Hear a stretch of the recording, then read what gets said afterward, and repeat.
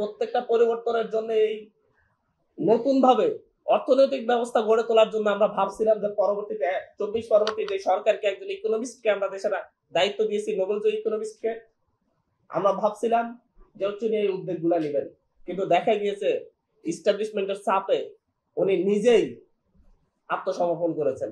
আমরা সেই ছোটবেলা থেকে পড়াশোনা করছি যে হচ্ছে বাংলাদেশ কৃষি নির্ভর দেশ, বাংলাদেশের অর্থনীতি সম্পূর্ণভাবে কৃষি নির্ভর, কিন্তু এই রাষ্ট্রের পেঁয়াজ রপ্তানির জন্য পেঁয়াজের চাহিদা পূরণের জন্য ভারতের উপর নির্ভরশীল থাকতে হয়। এই রাষ্ট্রের চাউলের, মানুষের প্রধান খাদ্য ভাত, সেই ভাতের চাহিদা, সেই চাউলের চাহিদার জন্য রাষ্ট্রের উপর নির্ভর থাকতে হয়। এদেশের তরিতরকারি রান্না করতে গেলে সরিষার তেলের প্রয়োজন, সেটার জন্য রাষ্ট্র, পাম অয়েল তেলের প্রয়োজন, সেটার জন্য রাষ্ট্রের উপর নির্ভর করতে হয়। এদেশের আপনার যে কোনো বিষয়ে আপনি অন্য রাষ্ট্রের উপর নির্ভরশীল থাকেন, কিন্তু আপনি বলেন, আমরা বলি একদিন না একদিন এই বাংলাদেশ মাথা তুলে দাঁড়াবে, কিন্তু আসলে আমরা আমাদের অর্থনীতির মেরুদণ্ড ভেঙে দিয়ে আমরা বাংলাদেশকে মাথা তুলে দাঁড়ানোর চেষ্টা করছি। শুধু মাথা তুলে দাঁড়াতে হবে না, কোমরটাও তুলে দাঁড়াতে হবে। কিন্তু আপনি মনে করেন আমরা ভারতের অ্যান্টি ইন্ডিয়ান অনেক স্লোগান দিই, রাজনীতি করি, কথা বলি, এটা আমাদের কাছেও ভালো লাগে। বাস্তবিক হচ্ছে ইন্ডিয়া আমাদের উপর শোষণ করেছে। ৭১ পরবর্তী সময়ে বাংলাদেশ যাতে মাথা তুলে না দাঁড়াতে পারে সেই প্রচেষ্টাটা চালিয়ে গিয়েছে, কিন্তু বাস্তবিক অর্থে ইন্ডিয়ার উপর চাপ সৃষ্টি করার জন্য আমাদের হাতে কোন শক্তিটি রয়েছে? কিন্তু আমরা পক্ষান্তরে প্রতিটা ক্ষেত্রেই অনেকগুলা বিষয়ে আমাদের অর্থনীতিকে আমরা এমন ভাবে বড় নির্ভরশীল করে তুলেছি, হয় আমরা ইন্ডিয়া নির্ভর, না আমরা ওয়েস্টার্ন নির্ভর, না হয় আমরা ইস্টার্ন নির্ভর। কারো না কারোর উপর নির্ভর করে আমাদের অর্থনীতি দাঁড় করাতে হয়। রাজনীতিবিদরা এসে একটি সুন্দরভাবে রাষ্ট্র চালাবে, আমরা এই আশা করি, কিন্তু আমাদের তেলের জন্য নির্ভর করে থাকতে হয় জ্বালানি তেলের জন্য অন্য রাষ্ট্রগুলোর উপর। এবং আমরা যদি আমাদের দেশের স্বার্থের কথা আমরা বলি, তখন তেল রপ্তানি বন্ধ করে দিবে, দেশে তেল আমদানি করা যাবে না, এবং দেশের মানুষ ক্ষুব্ধ হবে, এই চিন্তা করে দেশের স্বার্থের কথা বলা যায় না। আমরা চিনি, পেঁয়াজ, চাল, ডাল প্রত্যেকটা ক্ষেত্রে অন্য রাষ্ট্রের উপর নির্ভরশীল। যখনই আমরা মাথা তুলে দাঁড়াতে চাইবো, তখন তারা হচ্ছে আমাদের চাল রপ্তানি, ডাল রপ্তানি, পেঁয়াজ রপ্তানি বন্ধ করে দিবে, যাতে মানুষের উপর একটা ক্ষোভ জন্মায় এবং মানুষ সেই সরকার ব্যবস্থা পরিবর্তনের জন্য লড়াই করে। তো এই জায়গাগুলো আসলে মূলত আমাদের যে সমস্যাগুলা, একেবারে মাঠের ফিল্ডের যে সমস্যাগুলো আমি দেখছি যে রাষ্ট্র ব্যবস্থাটাকে এমন ভাবে গড়ে তোলা হয়েছে যাতে করে আমরা কখনো মাথা তুলে দাঁড়াতে না পারি। বাংলাদেশে লক্ষ লক্ষ একর জায়গা রয়েছে, হাজার হাজার একর জায়গা রয়েছে, রেল লাইনের জায়গা, বন বিভাগের জায়গা, আপনার হচ্ছে এক একটা উইং এর জায়গা, মানে বাংলাদেশের এক একটা প্রতিষ্ঠানের জায়গা, যে প্রত্যেকটা জায়গায় হচ্ছে সেখানে চাষাবাদ করা উপযোগী। কিন্তু এটা কি আমরা অবশ্যভাবে করে দিতে পারি না? আইনি ভাবে অবশ্যই যার জায়গা, রেল লাইনের জায়গা হলে রেল কর্তৃপক্ষকে এই জায়গায় চাষাবাদ করতে হবে, খালি জায়গায় এটা কি নির্দিষ্ট করে দেওয়া যায় না? বন বিভাগের জায়গা হলে তাদেরকে চাষাবাদের ব্যবস্থা করতে হবে, তাই কেন খালি রাখবে? কিন্তু সেই রকম কিছু হয় না। পাশাপাশি হচ্ছে আমরা এই রাষ্ট্রের কৃষি উৎপাদনের উপর অনেক ভর্তুকি দেওয়া হয়, সারের উপর ভর্তুকি, কিন্তু সারের ভর্তুকি দিয়ে যে সার উৎপাদনে খরচ হয় ৪,৫০০ টাকা, ইউরিয়া সারের কথা বললাম, ৪,৫০০ টাকা খরচ হয়, কিন্তু বাংলাদেশে এটাকে ভর্তুকি দিয়ে রাষ্ট্র সারের মূল্য নির্ধারণ করে ১২০০ থেকে ১৩০০ টাকায়। প্রত্যেকটা টাকা আমার আপনার ট্যাক্সের টাকা থেকে ভর্তুকি দেওয়া হয়, কিন্তু দেখা যাচ্ছে এই সার বাংলাদেশের সেই প্রশাসনিক ব্যবস্থা ব্যবহার করে, বাংলাদেশের নিরাপত্তা ব্যবস্থা ব্যবহার করে লক্ষ লক্ষ মেট্রিক টন সার এই দেশ থেকে মিয়ানমারে রপ্তানি হয়ে যায়, চোরাচালান হয়ে যায়, আমার ট্যাক্সের টাকা আপনার ট্যাক্সের টাকা চলে যায়। এবং এই বছরও বাংলাদেশের দক্ষিণাঞ্চলে ব্যাপক সারের সংকট দেখা গিয়েছে, অথচ যে পরিমাণ সার উৎপাদন করা হয়েছে সেই সার উদ্ধৃত থাকার কথা ছিল। সুতরাং চোল লালন করে, ঘরের ভিতর চোল লালন পালন করে বাইরে গিয়ে ঘর পাহারা দিয়ে লাভ নেই। আমরা যখন হচ্ছে দেশে কৃষি ব্যবস্থার অভূতপূর্ব উন্নয়নের কথা বলি, আমাদের সেখানে পানি নিষ্কাশনের কথা আসে, সেচের কথা আসে, কিন্তু দেখেন বাংলাদেশের যতগুলা খাল রয়েছে তার 60% উপর খালের উপর দোকানপাট, দালান কোঠা করে এমন ভাবে এটা আবদ্ধ করে রাখা হয়েছে যাতে করে পানি নিষ্কাশন সম্ভব না, এবং সেচ ব্যবস্থা অকার্যকর হয়ে গিয়েছে। যখন বর্ষার সিজনে যখন চাষ করতে যাবে, তখন সেই বর্ষার সিজনে আমাদের জমিগুলাতে, এমনকি আমি আমার দ্বীপের কথা বলছি, দ্বীপের আমি যে দ্বীপে বসবাস করি সেই দ্বীপের জমিগুলাতে পর্যন্ত মাজা পর্যন্ত গলা পর্যন্ত পানি থাকে, কৃষি উৎপাদন ব্যাহত হয়। যেখানে সবচেয়ে বেশি খাল আছে, সেই প্রত্যেকটা খালের উপর পানি যাতে নামতে না পারে, বৃষ্টির পানি, একেবারে প্রত্যেকটা খালের উপর দোকানপাট করা। এখন বলেন এই দোকানপাট উদ্ধার করে, দোকানপাট থেকে ভেঙে খাল উদ্ধারের যদি কোনো পরিকল্পনা নেওয়া হয়, বাংলাদেশে একটা গৃহযুদ্ধ লেগে যাবে।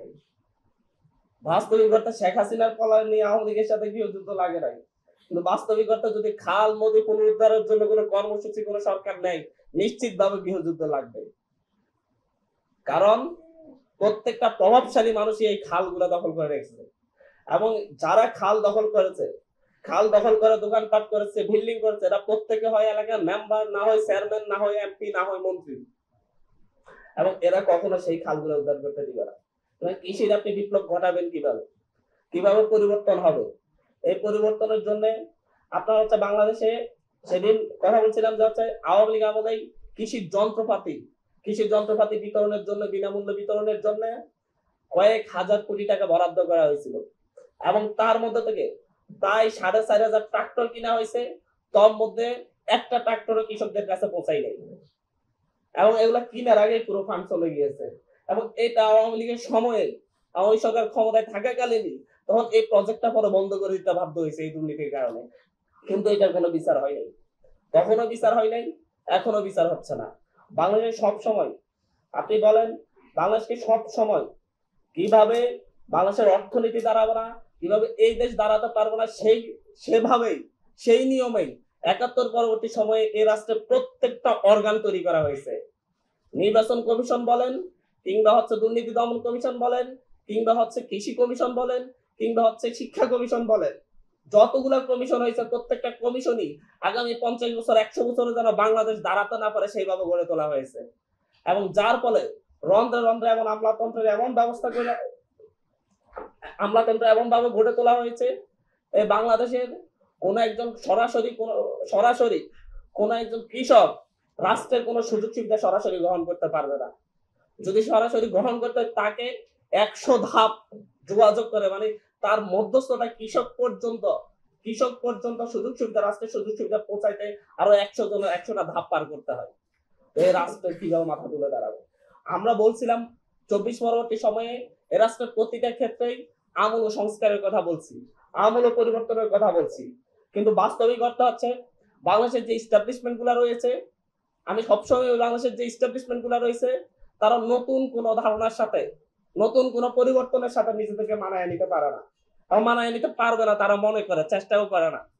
কারণ দীর্ঘ সময় ধরে তারা যে রাজনৈতিক ব্যবস্থা তৈরি করেছে, সেই রাজনৈতিক ব্যবস্থার মধ্যেই তারা হচ্ছে নিজেদের জন্য স্বস্তিদায়ক মনে করে।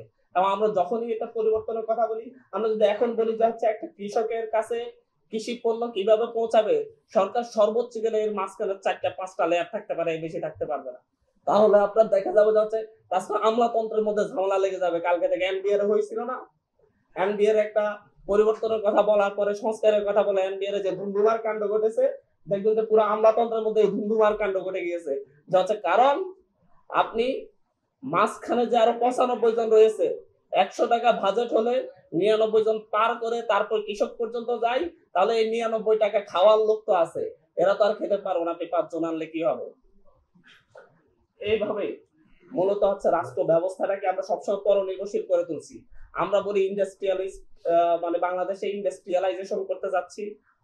আপনি একটা জিনিস চিন্তা করেন, একটা একটা গার্মেন্টস হবে, একটা কারখানা হবে, ইনভেস্ট করবে জাপান, সে আমাকে ঋণ দিবে, সে আমাকে ঋণের সুদ পরিশোধ করতে হবে, 10% 15% টাকা আমাকে সুদ দিতে হবে। আবার যে যন্ত্রপাতি আমি কিনবো সেই কারখানার জন্য, সেই কারখানার যন্ত্রপাতি আমি তার কাছ থেকে কিনতে হবে। যে যন্ত্রপাতি আমি কিনতেছি, যে যন্ত্রপাতি আমি খোলা মার্কেট থেকে কিনলে 100 টাকায় কিনতে পারবো, সেই যন্ত্রপাতি আমার তার কাছ থেকে কিনতে হচ্ছে 350 টাকায়। আবার এই পণ্য আমি তার কাছেই বিক্রি করতে হবে, অন্য কারো কাছে বিক্রি করা যাবে না। এবং আমি এই পণ্য তার কাছে বিক্রি করতে গেলে যে পণ্য আমি বাইরের খোলা মার্কেটে বিক্রি করতে পারবো 120 টাকায়, সেই পণ্য তার কাছে বিক্রি করতে হচ্ছে আমার 60 টাকায়। এভাবেই মূলত হচ্ছে আমার পুরো অর্থনীতি পুরোপুরি আমাদেরকে হচ্ছে পরনির্ভরশীল করে গড়ে তোলা হয়েছে। আমরা গার্মেন্টস শিল্পের কথা বলি, কথায় কথায় বলি যে হচ্ছে মার্কিন যুক্তরাষ্ট্র যদি গার্মেন্টস শিল্পে নিষেধাজ্ঞা দেয় তাহলে বাংলাদেশের অর্থনীতি টিকবে না। তাহলে ভাই আমি কেন এমন অর্থনীতি গড়ে তুললাম যে অর্থনীতি পুরোপুরি মার্কিন যুক্তরাষ্ট্রের উপর নির্ভর করবে? আমার কি সবসময় কি সবার সাথে আমার এরকম বন্ধুত্ব থাকবে? এই কারণে তো মার্কিন যুক্তরাষ্ট্র যদি যখন চাইবে তখন সরকার পরিবর্তন করে দিতে পারবে। ভারতের উপর নির্ভরশীলতার কারণে ভারত দীর্ঘ 15 বছর শেখ হাসিনার মতো একটা ফ্যাসিস্টকে এই দেশে টিকিয়ে রাখছে। আমরা প্রত্যেকটা পরিবর্তনের জন্য এই নতুন ভাবে অর্থনৈতিক ব্যবস্থা গড়ে তোলার জন্য আমরা ভাবছিলাম যে পরবর্তীতে 24 পরবর্তী যে সরকারকে একজন ইকোনমিস্টকে আমরা দেশের দায়িত্ব দিয়েছি, নোবেলজয়ী ইকোনমিস্টকে, আমরা ভাবছিলাম যে উনি এই উদ্যোগগুলা নেবেন।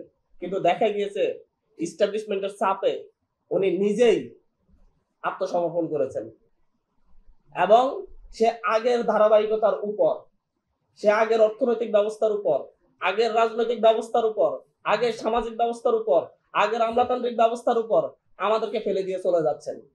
এবং এবার তোমরা আবার লড়াই করো। তোমাদের পূর্ব প্রজন্ম 47 পর্যন্ত লড়াই করছে, পাকিস্তান রাষ্ট্র এনে কোনো পরিবর্তন আনতে পারে নাই। আবার 71-এ লড়াই করছে, তারপরে কোনো পরিবর্তন আনতে পারে নাই। আবার 90-এ লড়াই করছে, পারো নাই। 24-এ তোমরা জীবন দিছো, তোমরা পারবে না। পরবর্তীতে পরের প্রজন্মকে আবার তৈরি করা যাতে জীবন দিতে পারে। শুধু আমরা স্বপ্ন দেখি, আসলে স্বপ্ন বাস্তবায়নের কথা নেই। যদি আমাদেরকে আসলেই যতগুলা কথা বলেছেন যে হচ্ছে আমাদের মধ্যস্বত্বভোগী রয়েছে, কিন্তু কেউ এই কথাটা বলে না মধ্যস্বত্বভোগী কারা। আমার খামার থেকে যদি পোল্ট্রি মুরগি কেজি 120 টাকা করে কিনে আনা হয়, তাহলে কেন কারওয়ান বাজারে সে 220 টাকা হয়? এর মধ্যে 100 টাকা কারা খায়?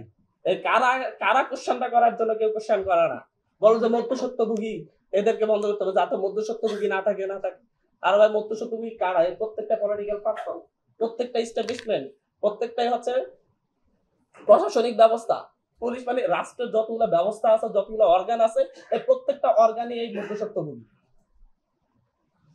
এই মধ্যস্বত্বভোগী ধর্মে আপনি কৃষি বিপ্লব কিভাবে ঘটাবেন? আপনি বারবার প্রত্যেকটা জায়গায় কৃষি খাত ধ্বংস করে ইন্ডাস্ট্রিয়ালাইজেশন করেন। এত গার্মেন্টস কারখানা করে ফেলছি আমরা, এই গার্মেন্টস কারখানার উপর এত বেশি নির্ভরশীল হয়ে গেছি, আমরা এখন ইউরোপ আর ওয়েস্টার্নরা যাই বলবে, আমেরিকা যাই বলবে, তার উপর নির্ভর করে কাজ করতে হবে।